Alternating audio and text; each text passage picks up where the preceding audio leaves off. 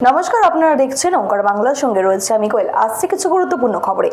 বছর খানেক বন্ধ থাকছে কবি সুভাষ মেট্রো স্টেশনের পরিষেবা। ফাটল ধরার কারণে এই পরিষেবা বন্ধ বলে জানিয়েছে মেট্রো রেল কর্তৃপক্ষ।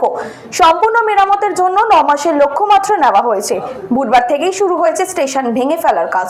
খুলে ফেলা হচ্ছে প্ল্যাটফর্মের ওপরের ছাউনি। এসএসকেএম হাসপাতালের জরুরি বিভাগে হঠাৎই আগুন, ব্যাপক চাঞ্চল্য, মুহূর্তে ধোঁয়ায় ঢেকে যায় হাসপাতাল চত্বর।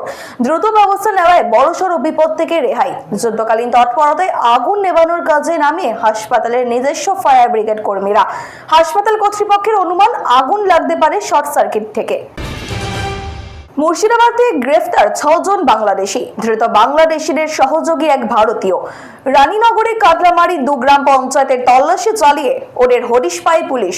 ধৃতদের পেশ করা হয়েছে লালবাগ এসিজেএম আদালতে। কিভাবে অনুপ্রবেশকারীরা এদেশে এলো তদন্তে পুলিশ। এরকমই অন্যান্য আপডেট পেতে হলে অবশ্যই চোখ রাখবেন ওঙ্কার বাংলা ডিজিটালে।